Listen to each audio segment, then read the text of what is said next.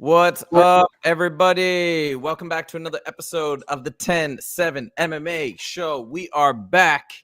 Wow, what a weekend in the world of mixed martial arts. If you guys are an MMA fan, a UFC fan, what have you, I mean, I thought it was an absolutely, I can't wait to talk to Justin about this. I knew he's getting set up right there.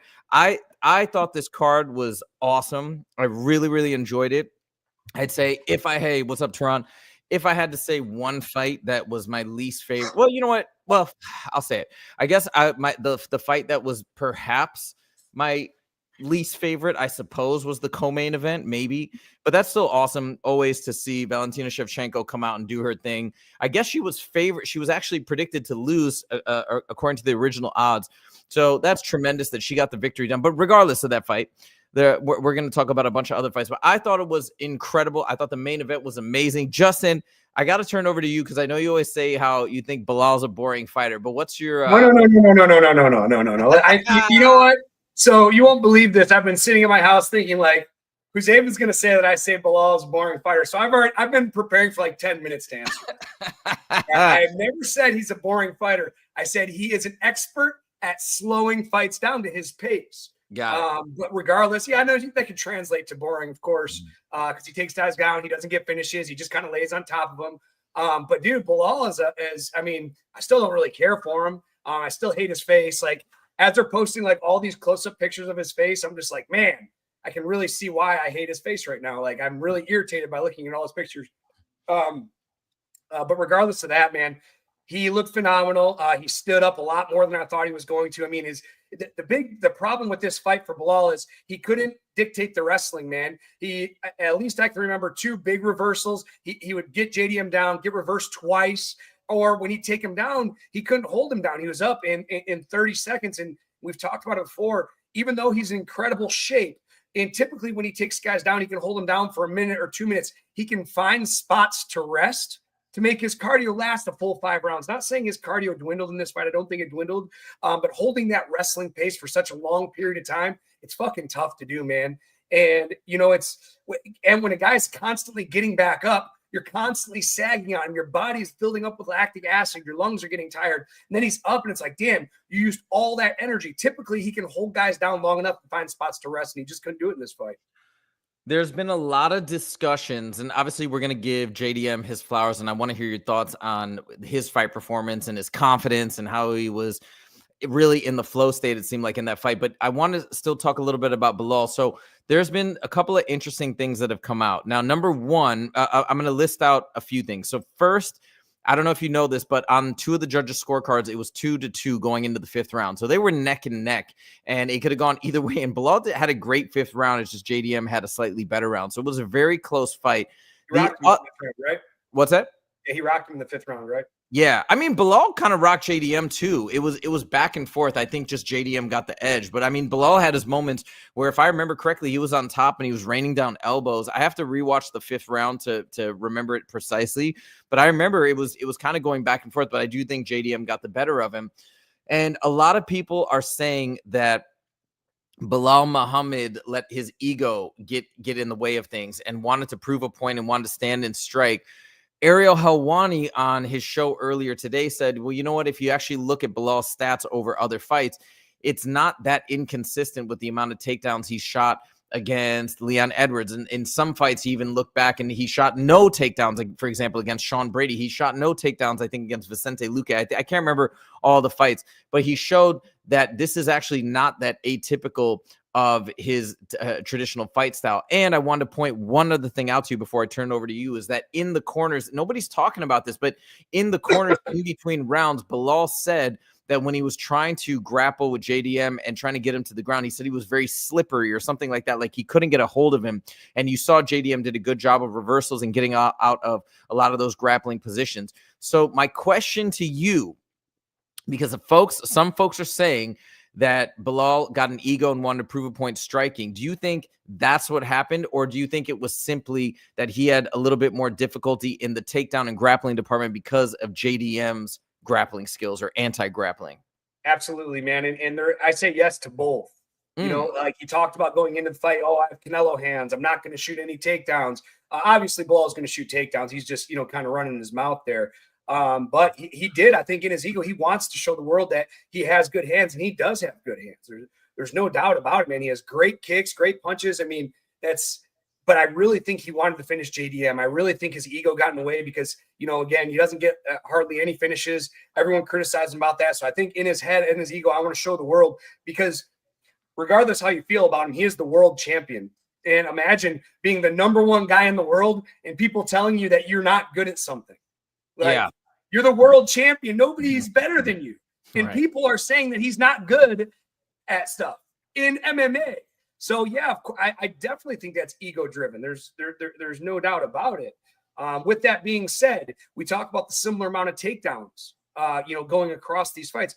Yes, but he can take guys down and hold them down, so he doesn't need to take them down as much. Does that make sense? And this, he's getting right up. But understand, I don't remember. It's 2 for sure. I remember 2 takedowns getting reversed for sure. And Belal ends up on bottom. I mean, that'll break you mentally. That'll break you mentally. Like, I don't want to, dude. He's great, a grappler and wrestler. But man, if I'm going with a guy, okay, here's for instance, when I fought Devontae Smith, 6 foot, he was like 6'5". It was insane. He had an 80-inch reach. And the first round, I just was trying to find my range and get in range. And every time I'd shoot, he hit me bang, bang, because I couldn't stand with him because he had 80-inch reach. So like, he was always big brothering me. He'd have his like hand posted out on my head. So it deterred me from trying to take him down, because the game plan, I have to take him down, but instead of shooting shot after shot, I got to be more particular. And I feel that's what happened with Belal. Like, man, I take a shot, I get him down, I get reversed. Damn it. All right, take a shot, take him down, get reversed. It's like, damn, dude, like, I can't get reversed again, man. If I get reversed, because you get reversed and you're on bottom, you end up in mount, that could be the end of the fight. You get someone like JDM on top of you, or a very heavy grab, you get Hamzat on top of you and mount, like, the chance is the fight is over. So in his head, he's probably like, fuck, I can't end up in this compromising position, not to mention all the energy it takes to get out. So I think that's another reason why. And he ended up getting 2 takedowns, maybe I can't remember the rounds, it was in later rounds, but then he can't hold him down. He gets back up and he's like, fuck, every time I've taken this guy down, he's either escaped or he's reversed me. Right. So, I mean, I think it broke his game plan up and broke his confidence as well. In that case too. So let's actually use this to talk now about JDM. One of the things that I noticed, I don't know if this was just a perception thing or whatnot, but it did look like JDM. What's that? Oh, Capitan Rafuko. What's up, dude? Welcome to the show. MGal Productions is back as well. What's up? MGal 4 Productions. JDM looked a lot bigger than Belal. I don't know if that played any role here or not, but obviously JDM is known as a striker. We saw his tremendous boxing. We saw great knees up the middle, even some good kicks. I mean, I was more impressed with his takedown defense in his boxing. Oh, yeah? Oh, yeah? I mean, okay, dude. So tell us about that, because I want to know from your perspective as a wrestler, what did you think of JDM in that category? Oh my God. Well, I mean, he comes into this fight and we all talk about, oh, he's this great boxer. He's this great boxer. He's this great, and he is. But nobody's talked about his wrestling. Nobody's talked about his grappling. Nobody's talked about his wrestling defense. I mean, do you understand? Like, and I'm not saying to you, but anyone, like, to understand how hard it is to reverse somebody in grappling at a high level. Like, if I roll with a black, I mean, I'm a brown belt. I'm a 2-stripe brown belt. I have been for 7 years. I just don't like to put on the gi. So typically, I can roll with black belts and I'll do just fine. And a lot of times I'll win. But very, very rare will I roll with a black belt and get reversed, or I'll reverse somebody in a black belt, because our skills are so negated because we're both so good and we're both so experienced. Now take this in. You take Belal, who's this incredible grappler, one of the best. He can slow fights down. We talk about how he uses grappling or wrestling to slow these fights down. Mm-hmm. But now you have this guy who's not even known for grappling, reversing him, and he's the best in the world. He's the best in the world at slowing fights down, using his wrestling, using his grappling. And this guy that's not even supposed to be good at grappling reversed him twice and escaped twice, at least. Those are the 4 I can remember. I remember 2 reversals, 2 escapes. Like, that'd be like you and me wrestling and be like, oh, James is a college wrestler, and Huzaifa, he trains Muay Thai. And then me shooting and you stuffing and taking me down. And you're like, what the fuck? Where did this wrestling come from? You know what I mean? Because the idea that I am so much better than you at wrestling, how the hell could you ever beat me? And that's how I felt about it. I'm like, dude, well, Belal, maybe he'll get defended, but dude, to get reversed, bro, come on, man. It's fun. I mean, JDM needs to give him so much credit for how good his grappling and his game plan was. Because high level guys just don't do that to each other. If you know what I mean, like I have a better, on paper, like I feel I'd be closer grappling Jake Shields than JDM to Belal because nobody's talked about his wrestling. So taking that into consideration, how impressed you are with his grappling with his ability to reverse positions, are you blown away by JDM? Do you feel like JDM truly is at the top of the welterweight division? I need to see JDM and Hamzat because now my question is, can Hamzat take him down? Because because JDM or Belal is supposed to be this crazy wrestler, and everyone, Hamzat's they've compared wrestling, and Belal says his wrestling's better, but he's got reversed twice and escaped twice. And the thing with Hamzat as well, if it goes into the 4th, 5th round, if he's shooting takedowns and JDM's escaping, we've seen his gas tank dwindle in the later rounds. Yeah. So you'd like to see JDM move up to middleweight, maybe? I'm sorry. Yeah, I'd like to see JDM move up to middleweight. That'd be fucking badass because Belal wants to be the 2-belt champion. Islam's talking about coming up. We have all these great, but what an incredible matchup. And we talk about the size of JDM going up to middleweight wouldn't be a thing. He was big, right? I'm right, right? He's huge. That's what I'm saying. The middleweight transition, go up there. Oh, I just think that's just a dream matchup. Now, welterweight. I mean, Islam's moving up. He's fighting Islam next. So I think that's a very interesting question because as good as Belal is, Islam is better. But he's better. He's better everywhere. He's a better striker. He's a better grappler. He's got better submissions. He gets way more finishes. So we're gonna get an interesting question. I guess the only thing you could say that wouldn't be as enticing about that matchup versus Hamzat is it's a difference in size. But everybody says Islam is pretty big. Actually, let's jump ahead to the next topic because the next topic is what's next for Islam. So it seems to be pretty certain now, I think, that Islam is going to move up and fight JDM. Talk about this matchup. What do you foresee here in terms of the wrestling and the grappling and everything? I don't like it, man. I don't like it. I think that JDM is going to be a weight bully. I think that, look what, again, Islam has incredible wrestling. There's no doubt about it. But I just think the size difference is going to be vast.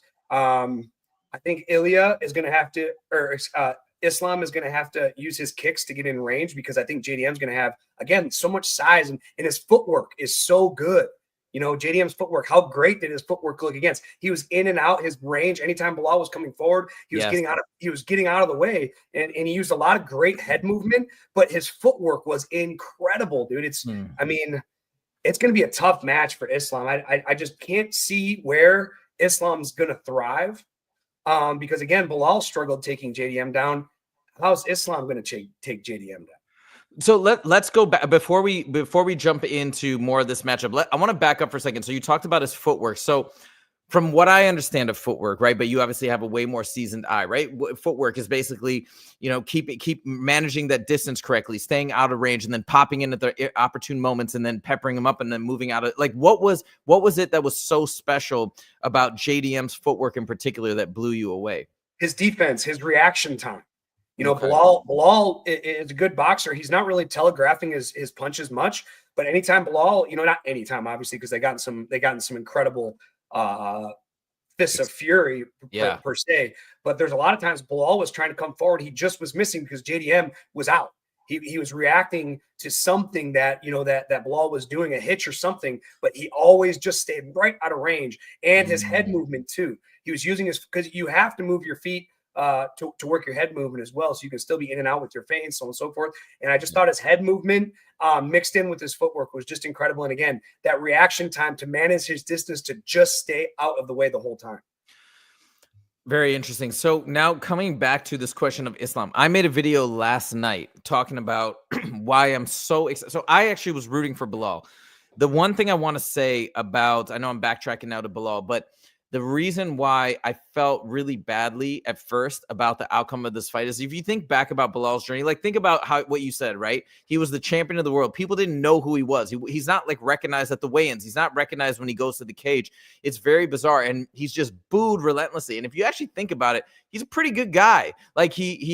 He takes care of his family. He doesn't step out of line like a lot of these fighters that people love that do all these crazy things out and about. He's a really good guy. He's disciplined. He's trained, maybe a little bit cringy at times or whatnot. It turns people off of his particular brand of trash talk. But he had this the UFC essentially going against him at every step is what it felt like. They just did not want to give him a title shot because he wasn't a big enough star, I guess, or who knows what was going on behind the scenes. But he would not go away. He just would not lose. Then he takes that short notice fight against Gilbert Burns, which I thought he was going to lose on 3 weeks' notice, wins. Granted, Gilbert Burns had an arm injury, but still he wins. He just would not go away. Still, they passed him over to give Colby a shot, and then finally Belal gets in there. Everybody thinks he's going to lose, and he wins.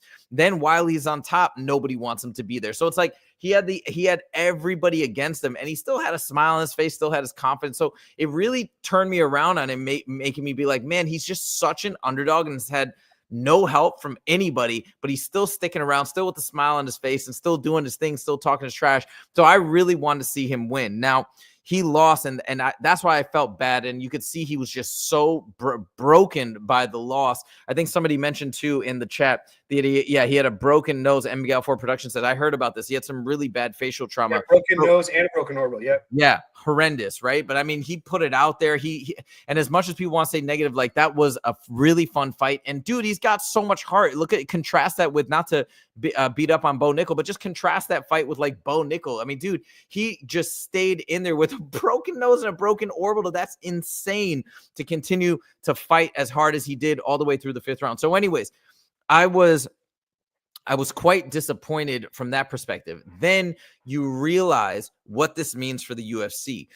You realize that now this opens up this opportunity for Islam to move up, finally challenge for a welterweight title. And this is the first time where we really have a chance for Islam to truly separate himself from Khabib and Khabib's legacy, to go up and now be a 2-weight champion. And that got me really, really excited. Then on top of it, talking to Kobe Fair, right? He's trained with Islam. He's trained with Khabib, talking about the systematic way in which they approach the game, dialed in with the team, relentless mindset of not even wanting to lose a single round in practice, treating every sparring round like it's a fight, right? Just ingraining that mindset. And then you have the entire team, everyone behind him. I said that what's exciting about this, and I know you're saying you're worried that Islam is going to lose, that JDM is going to be a weight bully, but I feel like Islam's going to get it done. And that's what I said in the video. For all of these reasons, so much is on the line. He's got his team around him. He's going to do whatever he needs to do to get in there and get the victory. Does that convince you at all that maybe it's like,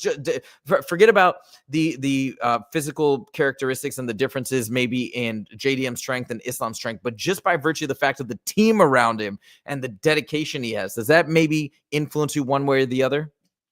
Dude, I can't get over JDM, man. I just can't see. I mean, after his wrestling defense, because he's only going to get better.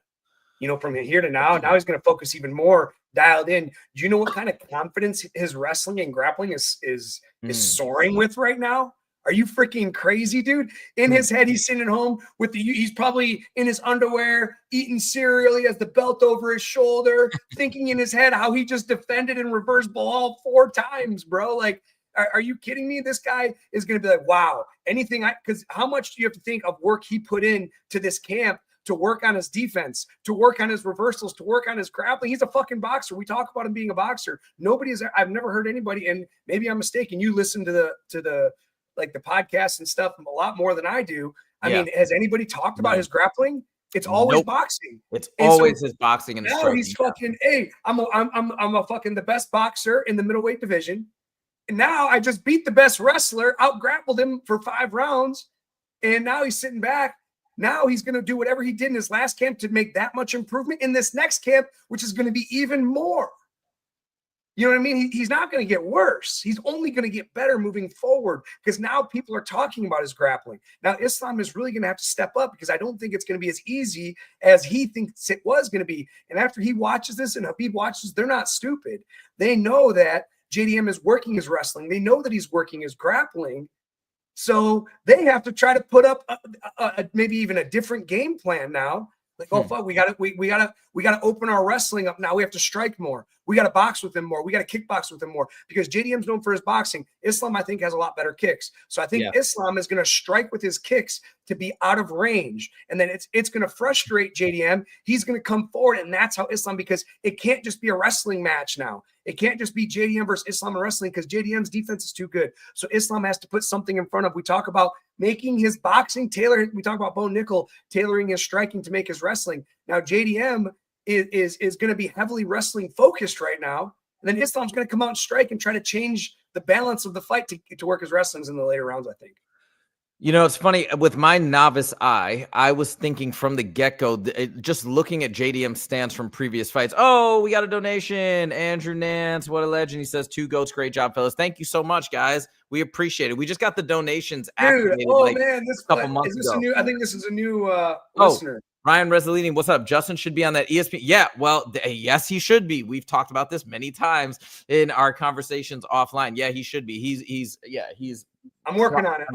We got. I don't want to say negative things about people on the desk currently right now, but yeah, Justin would be a massive addition. Let's just put it that way. But oh boy, So, anyways, with my novice eye, but it was backed up by, I can't remember if it was Robert Whittaker or who said this as well, but they actually seconded this opinion. But I was like, looking at JDM's stance, he's got that kind of wide stance. It was just seemed perfectly primed for some leg kicks or for some calf kicks to weaken that stance. And I was surprised that Belal didn't throw more kicks. That's what I thought was going to be part of his game plan. And I think it was Robert Whittaker who said on the, as Justin knows, I listen to all the shows. It was somebody last night I was listening said they were surprised he didn't throw more leg kicks. And I was too, and I was like, okay, so I'm onto something. So perhaps if Islam gets in the mix, right?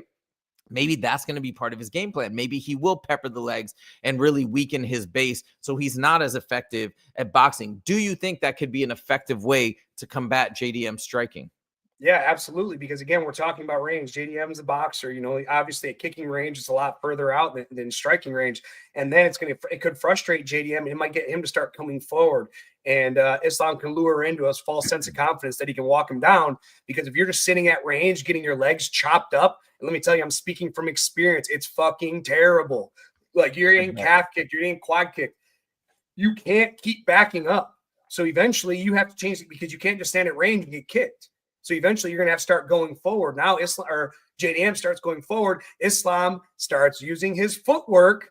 Like we talked about JDM before, he starts using his footwork, backing him up, putting on the brakes, boom, running through that motherfucker and putting him in the fence.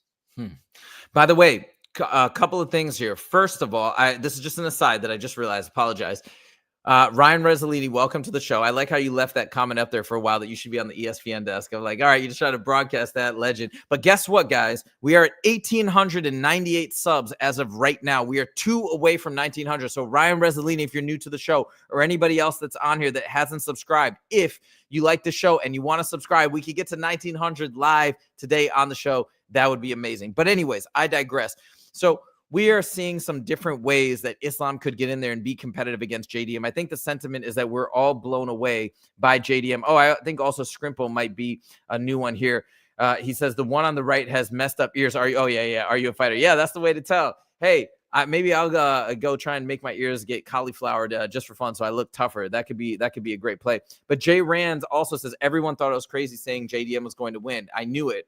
I mean, that is amazing. Now, there were a lot of people. There were people picking JDM. It's just I didn't think that was going to happen. I am surprised. But like I said, in retrospect, or now, I am happy that this happened because we got to talk about what's next for Ilia as well. So if JDM would have won, JDM would have lost, and Belal would have won, I think what would have happened, I guess, is Islam would have stayed down. He would have fought Ilia for the belt. That's, I guess, what would have happened. And a lot of people are super bummed that fight isn't happening. I disagree because I didn't want to see that fight. That wasn't interesting to me solely because Islam is not interested by it. He's already had to go through Volkanovski twice, a guy who's perceived as being from a lower weight class. And so if that doesn't excite him, to me, that's not exciting to me. Also, who is that more exciting for from the story perspective? Ilia, right? Ilia moving up, dominating Volkanovski, dominating Max Holloway. Now can he take on this amazing challenge? The pound for pound greatest fighter in the UFC right now, Islam Makhachev. But from Islam's perspective, it's like, I'm just giving you a shot to take me out. You know Islam's going to be favored in that matchup. So that wasn't as interesting to me. But now, how interesting is it to be a UFC fan? We have Islam moving up going for a historic achievement, trying to take down the welterweight champ JDM right now, and maybe having a reign at welterweight. Imagine all the fun matchups. That's what I talked about in the video that I released last night. And then for Ilia, I think this is dope. Me personally, I would much rather see Ilia get in the mix. I'd much rather see him fight Charles Oliveira, maybe even fight if Paddy Pimblett has a next fight and he wins, maybe even fight Paddy eventually for the belt. Justin, what do you think? Are you happy the way this has worked out for Ilia as well? Or would you have, are you one of those folks that would have rather seen Ilia fight Islam? I would like to see Ilia fight Charles Oliveira than Islam. I want to see him establish himself. I'm with Islam on this fight, so I'm not disappointed it didn't happen because he says the fight carries no weight. Exactly. Beat Volkanovski, who is regarded as the best featherweight of all time, beat him twice, and now it's just another small guy getting up. I don't think that was talked about enough. I think it was there were two incredible victories, but I think a lot of people discount that because of the featherweight moving up. And I feel Islam felt this would be the same thing. So yeah, going up, fighting a bigger guy, fighting at a bigger weight class. Islam might even be an underdog in this fight after what just happened with Belal. You know, you don't know if he's an underdog. He might be. Wow. He might be because again, dude, JDM's defense looked insane. What if he does that to Islam? What if he stuffs his takedowns for the whole fight? And what's Islam going to do? Then he's going to have to strike with him. And I think JDM's too big. Okay, but what you're saying right now is exactly why I'm so happy. When does Islam ever? I agree with you. I'm not saying he is. I'm not saying he is going to be right. Yeah. But if he is, I mean, how incredible would that be? And then if he comes out and man, Islam's I don't know. It's such an intriguing matchup because I don't know if Islam, after watching what JDM just did, I don't know if Islam can take him down. If he can't take him down, then what?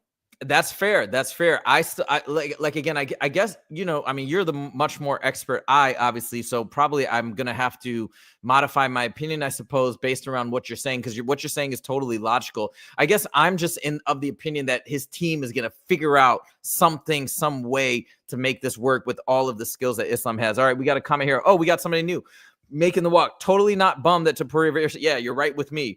Thank you. Islam has done his duty with featherweights already. Yeah, I mean, exactly. I agree 100%.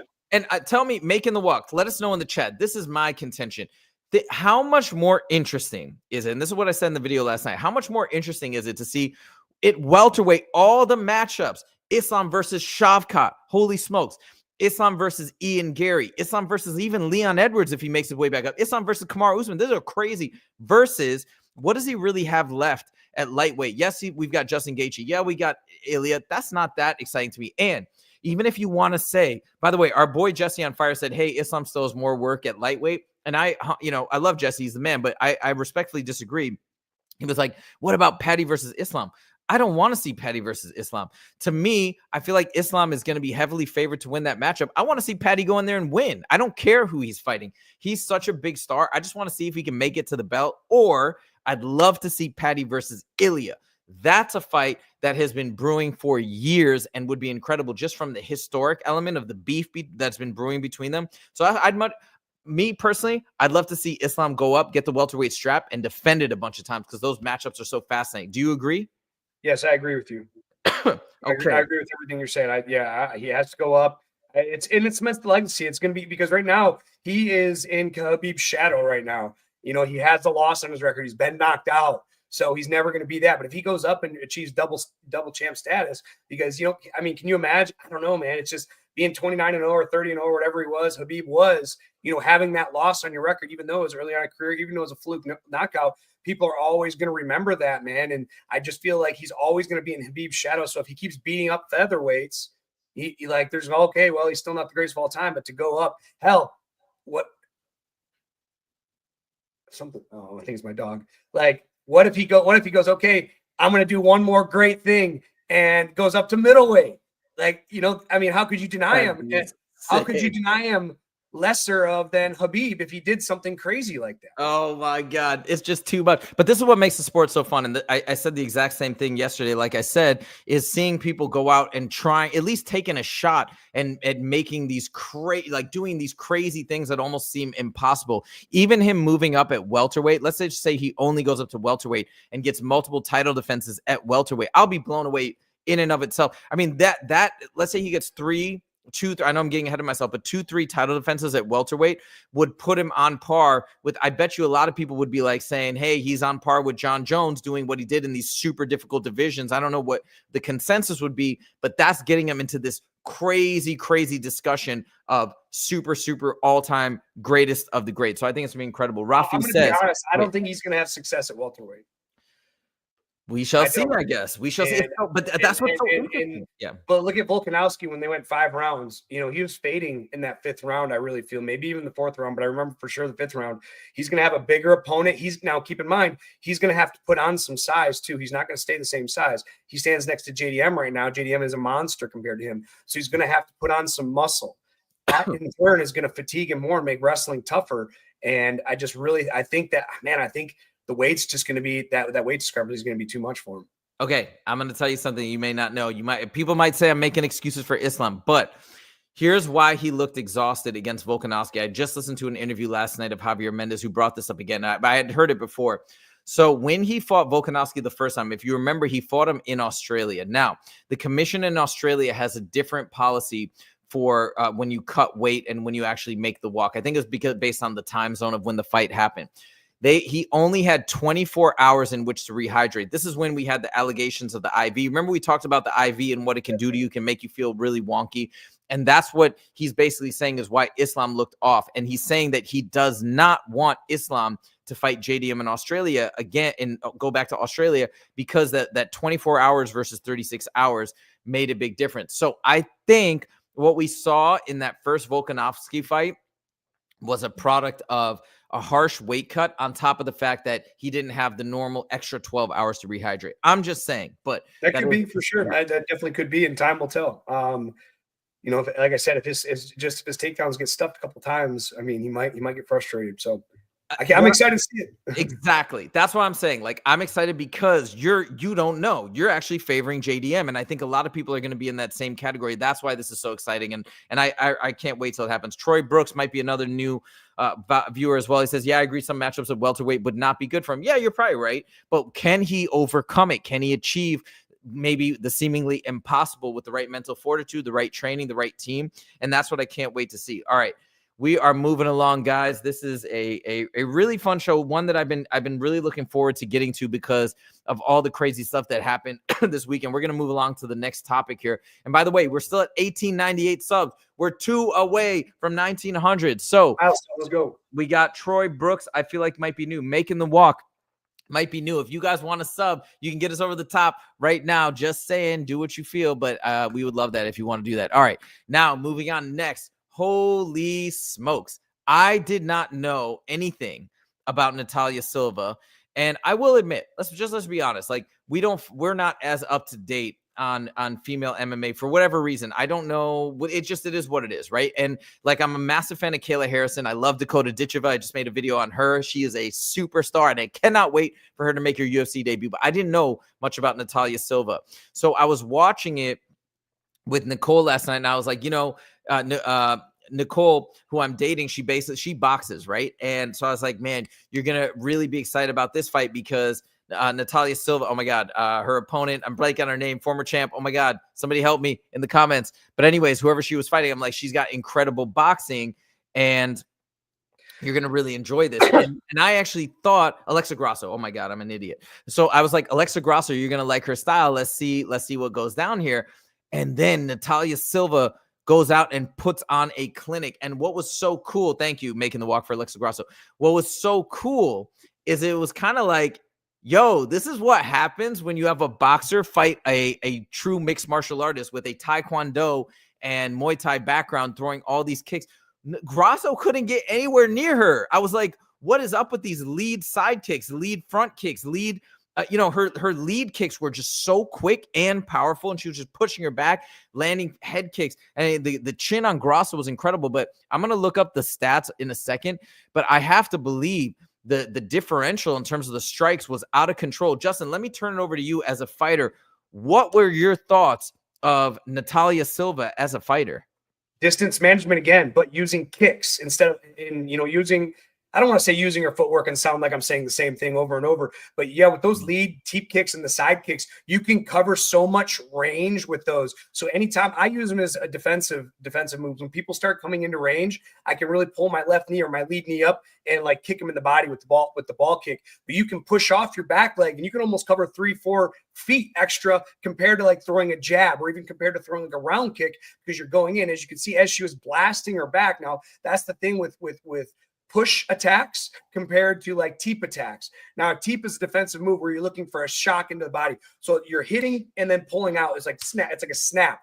Now, a push kick is what she was doing, jumping into range, is making contact and actually physically pushing the opponent back. So when she's landing these shots, she's sending Alexa Grasso out of range. So she's in turn safe by coming forward so fast. And I think that was the most impressive part of the fight.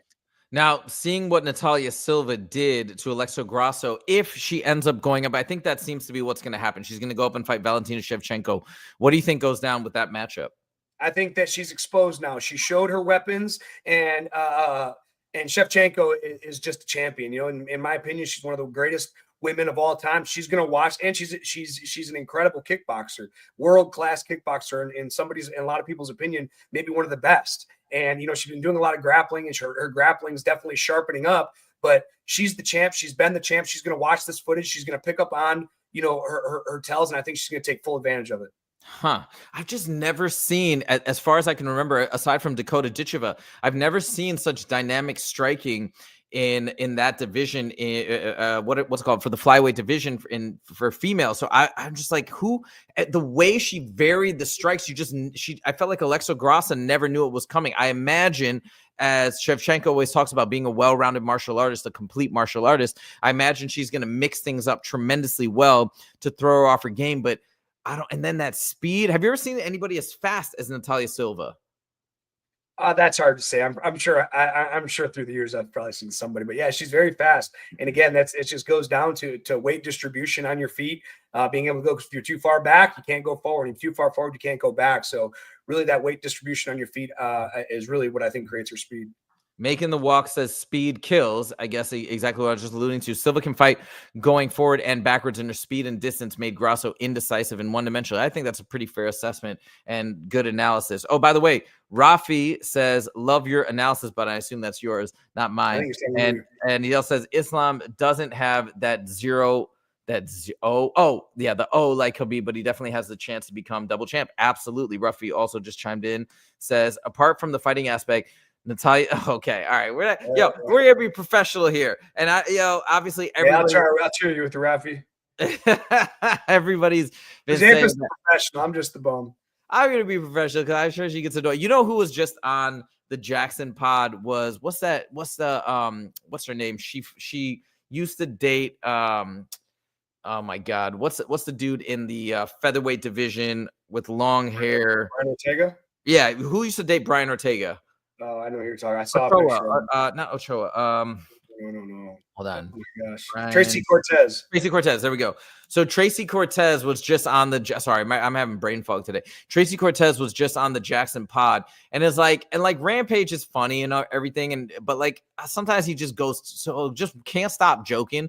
But in this show, he just would not stop flirting with Tracy Cortez and making like weird comments. And then she was like laughing at first, and then I could tell she was getting annoyed. He's like, "Yeah, I want to come train with you at your gym. Maybe we could work on the triangle position." She goes, "Oh yeah," and then like I could tell she finally had it, because I think it gets annoying for them. Like so many people are constantly, like for female fighters, everybody's just constantly commenting on their looks. So anyways, that's why I'm trying to do it. But Rampage was like, yeah, we should train the triangle position. And he goes, oh yeah, Shikari. Exactly. It was super cringy. I had to turn it off. Rampage annoyed me. And then she was like, no, you wouldn't train with me. You train with other guys. I'm too small. Like she like shut it down. She wasn't playing around. I'm like, good for you.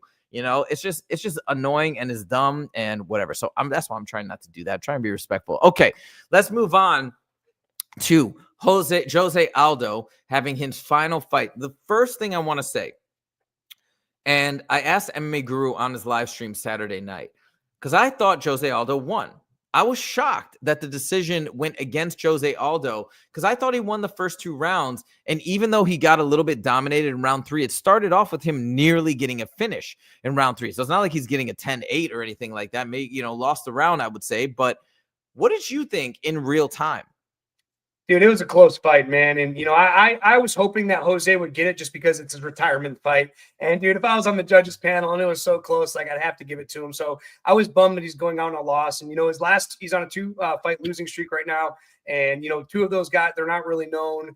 So that kind of bums me out because prior to these last 2 losses, his only losses have been to UFC champs, man. And I just don't think Jose Aldo gets enough. And like I said, I really want to see him go on and win here. But he talks about the feelings that I've been dealing with. It's like when we're in there, it's like we don't have the heart to do it anymore. He's already come out on Instagram, said he just doesn't have the heart to go to war anymore. He doesn't have the mentality, man. And when he said that, like, I can sympathize with that so much. Because there's a lot of time. Yeah, I don't want to go into war all the time through this. I just don't have it in my heart anymore. I think that's the last time you're going to, dude, man. And when he says that, I can sympathize with that so much because that's how I feel, man. Like when people call me, my coach calls me the other day, hey, we have a fight July 26th. He's like, you want it? He's like, the opponent is, he's an older guy. He's like 10-6 or something like that. And I was like, yeah, book it. I didn't do any research on him. And then it's like, if I go through this full fight camp, it didn't end up going through. He ended up turning it down. But if I went through the full fight camp, like when I'm in the back warming up, it's like, what the fuck am I doing? That's, I think, what Jose Aldo is going through. And it's a bummer. Even in the fights, you can see it in the fights. You're a lot more hesitant. And, if Jose had that killing him like he used to, he could have done some more damage and really, put a show on for the judges. But unfortunately, when you lose that little bit of kill, it's tough to do. It is crazy though. I mean, I know I get what you're saying in terms of maybe losing that killer instinct or whatever. And he's 38 going on 39 in September. But I gotta say, dude, they always say in those lighter divisions, and I know they were originally supposed to fight at bantamweight. They end up not making weight, had to fight at featherweight. But he looks so fast. I was blown away at the beginning. I'm like, dude, Jose Aldo is going to destroy him. And then he just ran out of steam. And I don't know exactly how I don't remember how the rounds were scored. Maybe the judges felt like he lost round 2, which I thought he won rounds 1 and 2. But my point is I thought and he nearly got the finish. I thought Jose Aldo looked incredible, but I guess it is what it is. And yeah, I do think it was kind of anticlimactic the way he took his gloves off. And I know this is the second time he retired, but for a lot of folks who don't know, and I know Justin talks about a lot of these old school legends that have been there from the get-go. I mean, Jose Aldo was a pure legend for years, back-to-back title defenses and then he's famously known as the guy. I think it's 10. I think it was 10.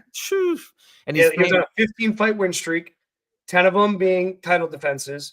He was the champion for 2,215 days. That's crazy. Sadly, he's known so well as through the Conor McGregor buildup when Conor was just tormenting him relentlessly, and then he got KO'd in 13 seconds. So that's what a lot of people, or like maybe newer fans or casual fans, like really crushed me, dude, because you guys don't understand. Yeah, don't understand how good this guy is and was. So it is a bit anticlimactic as he steps away in this fashion. But anyways, I just want to pay a tribute to Jose Aldo. Massive. What's it called? Massive props to his opponent, Faraz Zahabi's brother, by the way, who got the win.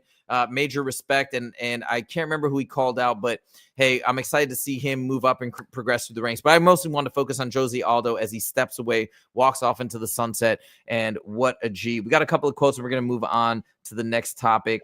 Making the Walk says, for reference, all the judges scored the fight the same way. First round to Aldo, last 2 to Zahabi. Okay, see, I didn't know that.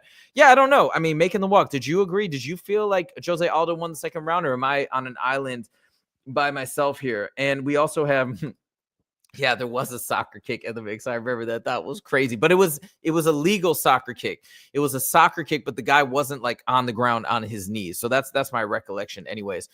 Okay, moving on. Next, we got some fight news. Now, it's hilariously not even about June 28th International Fight Week. This is a fight that's happening in July, but an unbelievable fight nonetheless. Robert Whittaker, the legend that he is, has agreed to fight RDR, who's ranked number 13. I mean, first of all, what are your thoughts on this matchup? And then maybe secondly, we can talk about what a G Robert Whittaker is for accepting this fight. I mean, you know how I feel about Robert Whittaker, man. But after getting his face crushed, like literally his face crushed in his last fight, like, geez, man, like, I don't know how. I mean, that would be very, very hard to come back from. Like, just knowing that oh my gosh. I mean, what if he breaks again? Like the recovery process of a broken, what do you have, broken tooth and broken jaw? Yeah, the lower teeth got pushed in. Yeah, Yeah. like I can't imagine the fear, like going to deal with something like that. Like that's just, you know how like I know he's a dog and everything, and he's man, but I just can't I can't help but think that's going to be in the back of his mind. And RDR looks incredible right now. RDR is on a hot streak. So I think RDR is 34. Robert Whittaker, I want to I say think is all his 33. fights in the UFC are finished. What's it? Oh yeah. Oh dude, RDR is a beast, man. RDR is an animal. I think people are. I feel bad for Bo Nickel because I feel like half the reason why people love RDR so much, right? Oh, they're both 34. Half the reason why people love RDR so much is because there's so much negative sentiments towards Bo Nickel. So RDR has become like the new golden boy of the UFC. People love him. I mean, I've been listening to journalists, to fans. Luke Thomas is going crazy. I love RDR. RDR is exciting. He's fun and he's got great trash talking, just great. He's just great in general on camera and in interviews. And, I pay a lot of attention to that. So I can't wait to see this fight. And he's going up against somebody Robert Whittaker is somebody who's universally loved, kind of like Dustin Poirier, kind of like Justin Gaethje, a guy that everybody likes to see. So I think from that standpoint, this is a really, really fun fight. And the outcome in either way is kind of interesting. If Robert Whittaker can get this victory, he's kind of back in the mix, maybe, a couple fights away from going back and getting a title. But if RDR wins, he is going to shoot up in the rankings. He's going to be maybe 5, maybe 4. Who knows? That's going to blast him up. And he's one or maybe next fight or one fight away from getting a title shot. So in this matchup, knowing what we know about RDR, knowing what his capabilities are now in the kickboxing sense with the knees and what he did to Bo Nickel, and as well as his submission game, obviously, which we all knew about. How do you think this goes down? I think RDR is going to take him. I think RDR is going to take it. I mean, dude, I'm a huge Whittaker fan. I went with him last time against Hamzat, but he's old, man. He's been in some wars. Brad Ross doesn't think that it's going to be an issue, man. But just we talk about the Jose Aldo. What Jose Aldo is going through is, that you just keep getting injured and you keep getting injured and you keep getting hurt. And man, just like having that mental fortitude, be like, and I'm speaking from experience. This is not a theory I have. This is experience, man. Like early in my career, up to in my mid 30s, like I'd go to war, fight with a broken nose, break my hand, continue to fight, break my foot, continue to fight. Hell no, I have no interest in doing that anymore. I'm only 35 and I've been in a lot of wars, but not like Robert Whittaker. I haven't had my teeth pushed in the back of my head. I've had neck surgery. I've had nose surgery. I've had hand surgery. I've had to do rehab for months on end. Like as you get older and as all these wars that Whittaker's been in, like what's his motivation? He's going to have to beat this guy, RDR, which doesn't really give him any credit because he's ranked 13th. And if he loses, I mean, now he's 5 fights away from a title fight. Now he's lost 2 in a row. He's like at least 3 wins away from a title fight. What's his motivation, man? And we talk about that. We talk about motivation and all that shit a lot. Like he's old and now he goes in there and he gets hurt again. Like now he has to have surgery or have rehab again. And as we get older, we just don't want to do that anymore. And I think Robert Whittaker's at that point. Wow. You think if Robert Whittaker loses this fight, he's going to be close to stepping away at that point? Because let's say he drops to like 8 or 9 in the rankings, or do you think he'll stick around and keep fighting? Just what's your gut feeling? I think he's going to stick around and fight his contract out no matter what. I mean, when you got to look in the position I'm in, the way you and I've talked, like we're fighters, man. It's like, even if we don't have any edge, like shit, when Roman called me the other day, said he has a fight for me July 26th, like I got excited. I was like, okay, cool, let's go. And you know what I mean? And it's like, it's in our blood. And I don't see Robert Whittaker quitting on his terms. I think Robert Whittaker is going to be that guy that we talk about that goes out on his shield and he's going to get knocked out brutally, possibly in this fight.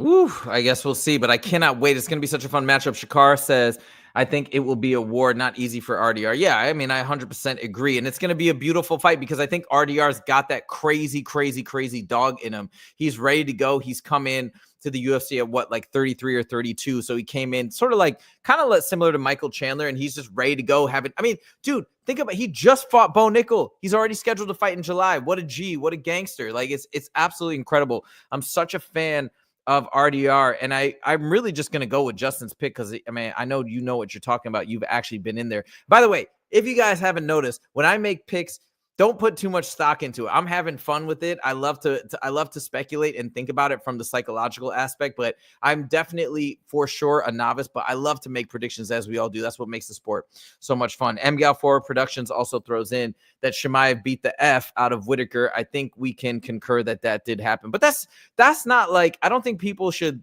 look down on Whittaker for that. Because I think Chimaev, what he brings to the table, just you can't replicate it. Sort of similar to DDP. So I think the reason why a lot of times he makes it look so easy is because people are just confused and don't know what to do in that situation because of the barrage, that crazy just like blitz that he has, and the speed and the skill and all the other things. All right, we're gonna end the show with something random that I saw today. I actually need to Google this right now. I want to see if there is any more news on this, but he claimed in some post that he's having a meeting with the UFC about John Jones tonight. Hold on one second. I want to see if this is actually real, and he's going to get an answer as to what's going on. So Justin, okay, hold on, wait. Yeah. Okay. So it's from Bloody Elbow, fairly reputable source, has been, I think, wrong before. So I'm not saying it's 100, but let's take a look at this article together. And then Justin, you can weigh in here and tell me your thoughts. He says, today is the day. Tom Aspinall provides major John Jones update after he's admitting he's had enough.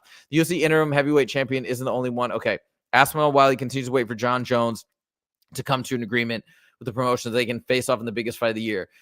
Fortunately, the people who can had scheduled a recent meeting with Aspinall that we are yet to learn the details of. And what day is this? Yeah, this came out today. So I guess we are going to get some sort of announcement. I'm getting sick of this fight, dude. I don't even care anymore. Ariel Helwani says this is the most anticipated fight of the year if it happens. I don't even agree. I'd way rather see Hamzat versus DDP. I'd rather see Islam versus JDM. At this point, it's losing its appeal to me. What do you think? I mean, you said it. You hit the nail on the head, man. I couldn't care less. I don't care. It's probably not going to happen. This is all. Even when it's confirmed, John Jones is probably going to get injured in the training camp anyways, or something dramatic is going to happen to cancel the fight. Like I just don't care anymore. I don't really have an opinion on it. I just don't. If it never happens, it's probably never going to happen. I kind of think it's not happening now. Man, I made a video also, John Jones has now agreed to do some Russian version of The Ultimate Fighter with Nate Diaz. So now he's like filming a team. Dude, it's not happening. It's not happening. Guys, let us know in the comments. I think it's not happening. Do you think it's happening? And John Jones said he needs 6 months for a training camp. Chael Sonnen even came out and said a fight camp's only 2 months. But I think that was just made. I think he just did that to F with Tom Aspinall. He's a master of psychological warfare. So I just think he's doing that to get his way and to mess with Tom and push and piss him off even more. That's my thought, but I don't know. Shakar says heavyweight is so effed right now. Yeah, basically. But I mean, like, just if you're not going to do it, and I'm a fan of John Jones. I'm speaking to somebody. I'm the guy that defended John Jones from the get-go about the Stipe fight, about what's going down. But at this point, if you're not going to do it, it's probably a hard decision to make, but I'd love it if he stepped away. And then, dog, if you want to come back and challenge not as the heavyweight title holder anymore, no problem. Come back in and then fight Tom Aspinall if you change your mind down the line. So I don't think he's losing that much by vacating, but I don't know. I'm sure it's a different thing when you actually have the belt, something you worked your entire life to get. So I am speaking probably not from the right perspective, but that's my 2 cents as a fan.